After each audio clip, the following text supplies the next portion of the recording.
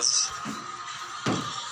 महावीर जयंती के शुभ अवसर पर तमाम दर्शकों का कौशल केमिस्ट्री क्लासेस के सीसी नोगचिया की ओर से हार्दिक अभिनंदन करता हूँ तथा आपके उज्जवल भविष्य की कामना करता हूँ।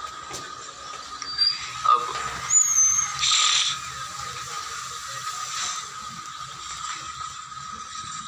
लॉकडाउन और नोगचिया का कर्फ्यू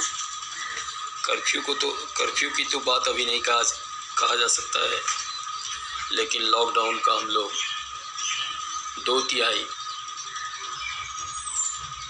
गुजार चुके हैं और उम्मीद लग रहा है कि अब जो अंतिम सप्ताह हमारा चल रहा है, आज 8 तारीख है, 8, 6, 14, 7वें दिन लॉकडाउन को समाप्त हो जाना चाहिए। संख्या में वृद्धि हो रही है। आज माननीय प्रधानमंत्री का वीडियो कॉन्फ्रेंसिंग के द्वारा ग्राउंड फ्लोर के अभिष्ट दलों के नेताओं से बातचीत है। इसके बाद देखा जाता है क्या निर्णय इस पर आता है। लग रहा है, उम्मीद है कि लॉकडाउन में कुछ राहत दिया जाएगा, क्योंकि रबी फसल की कटाई का समय आ चुका है और अभी यदि हम सफ़र करते हैं तो फिर पूरे वर्ष हमें पछताना पड़ेगा। लेकिन आपको हिम्मत नहीं हारना है। आपको पूरे जुनून के साथ जिस तरह अभी तक आपका सहयोग मिला है, यह सहयोग मिलता रहे। आप लॉकडाउन और कर्फ्यू को 100% सपोर्ट करते रहें। मैं आपको बताया ही था, इस कलयुग में सिर्फ कर्म ही बचा हुआ है जिसके बल पर हम कुछ कर सकते हैं। तो हमारा कर्म पवित्र होगा। कोरोना क्या, कोई भी महामारी दुनिया से चली जाएगी। इसी आशा विश्वास के साथ पुनः मैं तमाम दर्शकों का हार्दिक अभिनंदन करता हूँ तथा आता हूँ अपने टॉपिक पर, जो हमें आज ISC 12 के छात्रों के लिए पढ़ना है और वह खासकर हिंदी मीडियम के बच्चों के लिए था।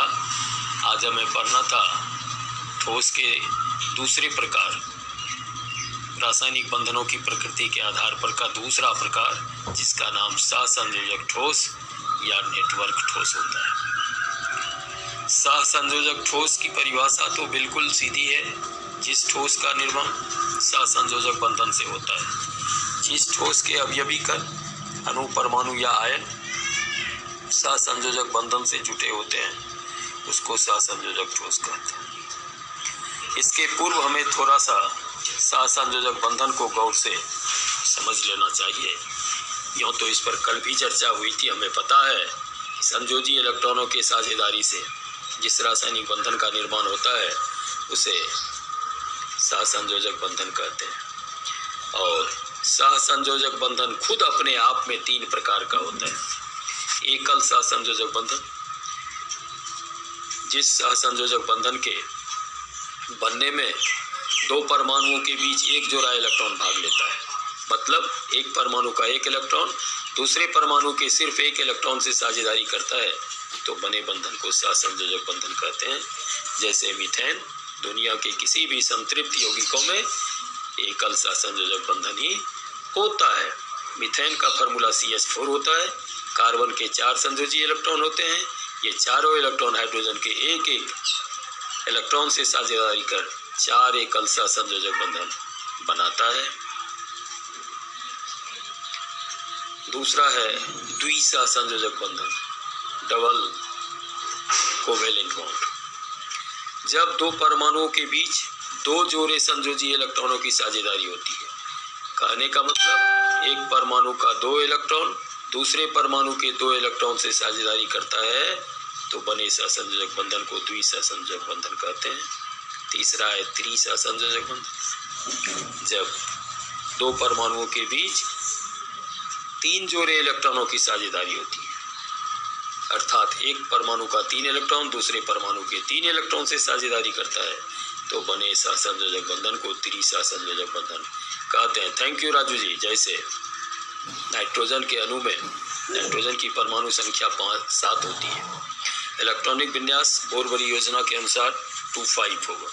इसकी वायतम कक्षा में 5 इलेक्ट्रॉन होता है और हमें पता है कि रासायनिक बंधन बनने के लिए 6 इनर्ट गैस और 1 हाइड्रोजन को छोड़कर सभी तत्वों के परमाणु अपनी अंतिम कक्षा में 8 इलेक्ट्रॉन पूरा करना चाहते हैं। इस 8 इलेक्ट्रॉन को पूरा करने के लिए नाइट्रोजन का प्रत्येक परमाणु अपने 3-3 इलेक्ट्रॉनों का साझेदारी करता है और इस तरह साझे के इलेक्ट्रॉन 6 हो जाते हैं, जो 3 जोड़ा है, और 2-2 इलेक्ट्रॉन प्रत्येक परमाणु के पास बचा रहता है। इस तरह 6, 2, 8 दोनों परमाणु को हो जाता है और नाइट्रोजन गैस N2 के रूप में पाया जाता है। इसी तरह एसिटिलीन गैस है जो कच्चे फलों को पकाने में काम आता है, और कैल्शियम कार्बाइड, कार्बेट कहते हैं हम लोग बाजार में, केला पकाने वाली गैस जिस पर पानी डाला जाता है तो C2H2 गैस बनता है। यहाँ भी कार्बन के 2 परमाणुओं के बीच 3-3 इलेक्ट्रॉनों की साझेदारी होती है और त्रिसहसंयोजक बंधन का निर्माण होता है। इस एकल, द्वि और त्रिसहसंयोजक बंधन में सबसे मजबूत एकल सहसंयोजक बंधन होता है और सबसे कमजोर त्रिसहसंयोजक बंधन होता है। एकल सहसंयोजक बंधन वाले यौगिक को संतृप्त यौगिक कहते हैं। द्वि और त्रिसहसंयोजक बंधन वाले यौगिक को असंतृप्त यौगिक कहते हैं। संतृप्त यौगिकों का द्रव्यनांक और क्वथनांक असंतृप्त यौगिक से अधिक होता है क्योंकि उनके बीच जो सहसंयोजक बंधन है वो मजबूत होता है। ये था सहसंयोजक बंधन की कहानी। अब सहसंयोजक बंधन से जिस ठोस का निर्माण होगा उसको हम लोग सहसंयोजक ठोस कहेंगे। आप मच्छरदानी देखे होंगे, उस मच्छरदानी में होल बना हुआ है और उस होल के लंबाई चौड़ाई को आप मेजर करिएगा तो प्रत्येक होल की लंबाई चौड़ाई सेम होगी, बराबर होगा, और इस तरह एक छिद्र दूसरे से दूसरा, तीसरे से तीसरा, चौथे से अनंत छिद्रों का समावेश होता है। यही सहसंयोजक बंधन वाले ठोस में भी होता है। एक अणु दूसरे से, दूसरा तीसरे से, तीसरा चौथे से जुटकर काफी बड़ी जालक का निर्माण कर देता है। इसीलिए इसको नेटवर्क ठोस भी कहा जाता है। उदाहरण के लिए हम लोग पढ़े हैं ग्रेफाइट की संरचना, जो 11 के क्लास में ही ऑर्गेनिक केमिस्ट्री के शुरुआत में पढ़ना है। गुड मॉर्निंग पाठक सर, पढ़ चुके हैं। ग्रेफाइट के स्ट्रक्चर में हम लोग जानते हैं कार्बन के प्रत्येक एटम का 3 valence electron 3 other neighbouring carbon atom से सिंगल कोवेलेंट बॉन्ड बनाता है और 1 इलेक्ट्रॉन इसके पास फ्री बचा रहता है। इस प्रकार फिर जो 3 अदर कार्बन एटम आया है वह भी अदर 3 से, अदर 3 से, अदर 3 से इन्फिनाइट नंबर ऑफ कार्बन का अटैचमेंट किए रहता है और एक नेटवर्क का निर्माण हो जाता है। इसीलिए सहसंयोजक ठोस को नेटवर्क ठोस भी कहा जाता है। ये था सहसंयोजक ठोस क्या है। रासायनिक बंधनों की प्रकृति के आधार पर ठोस के प्रकार में दूसरा ठोस है सहसंयोजक ठोस या नेटवर्क ठोस, जिसका उदाहरण हीरा, ग्रेफाइट इत्यादि है। अब प्रश्न उठेगा सहसंयोजक ठोस या सहसंयोजक यौगिकों का गुण क्या होता है। सहसंयोजक यौगिक या सहसंयोजक ठोस के गुणों को निम्न रूपों में हम लोग जानते हैं। पहला होगा कि सहसंयोजक ठोस, ठोस, द्रव और गैस तीनों अवस्था में पाया जाता है। सहसंयोजक ठोस प्रायः पानी में अघुलनशील होता है, यह उड़नशील होता है, यह रंगीन होता है, इसका द्रव्यनांक और क्वथनांक निम्न होता है, इसके बीच होने वाली प्रतिक्रिया की गति धीमी होती है। इसको फिर से मैं रिपीट कर दूं तो ये अलग से दूसरे अध्याय में भी यह प्रश्न आता है, सहसंयोजक ठोस के गुणों का वर्णन करें। पहला कहेंगे सहसंयोजक ठोस, ठोस, द्रव और गैस तीनों अवस्था में पाया जाता है। दूसरा कहेंगे इसका द्रव्यनांक और क्वथनांक निम्न होता है क्योंकि सहसंयोजक बंधन वैद्युत संयोजक बंधन से कमजोर होता है। इसका घनत्व कम होता है क्योंकि यह दीर्घ परास में जुटा होता है। तीसरा, यह पानी में अघुलनशील होता है। यह ठोस, द्रव और गैस तीनों अवस्था में बिजली का कुचालक होता है। इसके बीच होने वाली प्रतिक्रिया की गति धीमी होती है। यह उड़नशील होता है। यह रंगीन होता है। ये सहसंयोजक ठोस के खास लक्षण और गुण होते हैं। यह था प्रश्न हमारा रासायनिक बंधनों की प्रकृति के आधार पर ठोसों के प्रकार, और उस ठोस के प्रकार में हम लोग कल पढ़े थे वैद्युत संयोजक ठोस या आयनिक ठोस तथा उसका गुण। आज जिसकी चर्चा हो रही है, थैंक यू शिवम जी, अपने दोस्तों के साथ शेयर कर दीजिए। पेंटीग्राफ जनरेटर क्या है? शिवम शर्मा जी, ये प्रश्न तो आपका फिजिक्स का है। पेंटीग्राफ जनरेटर, वैसे जनरेटर आप जानिए, बेंडी तो साइंटिस्ट है, उन्होंने जो जनरेटर बनाया वो पेंटीग्राफ जनरेटर होता है। जनरेटर उस युक्ति को कहते हैं जो यांत्रिक ऊर्जा को विद्युत ऊर्जा में बदलता है। ऐसा डिवाइस, ऐसा मशीन जो यांत्रिक ऊर्जा को विद्युत ऊर्जा में बदलता हो, उसको जनरेटर कहा जाता है। पेंटीग्राफ जनरेटर, जिस जनरेटर को पेंटीग्राफ महोदय ने बनाया है, वह पेंटीग्राफ जनरेटर के नाम से जाना जाता है। तो सहसंयोजक ठोस और इसके गुणों का वर्णन करें। जिस ठोस का निर्माण सहसंयोजक बंधन से होता है उसको सहसंयोजक ठोस कहते हैं। इसके गुण निम्न होते हैं। नंबर 1, सहसंयोजक ठोस ठोस, द्रव और गैस तीनों अवस्था में पाया जाता है। नंबर 2, इसके द्रव्यनांक और क्वथनांक निम्न होते हैं क्योंकि सहसंयोजक बंधन वैद्युत संयोजक बंधन से कमजोर होता है। तीसरा, सहसंयोजक ठोस उड़नशील होता है। सहसंयोजक ठोस रंगीन होता है। यह ठोस, द्रव और गैस तीनों अवस्था में बिजली का कुचालक होता है। सहसंयोजक ठोसों के बीच होने वाली प्रतिक्रिया की गति धीमी होती है। ये था सहसंयोजक ठोस क्या है और इसके गुण क्या है। तीसरा प्रकार जो रासायनिक बंधन की प्रकृति के आधार पर है वह है धात्विक ठोस। और जैसा कि नाम से ही जाहिर है, धात्विक धातु का विशेषण है।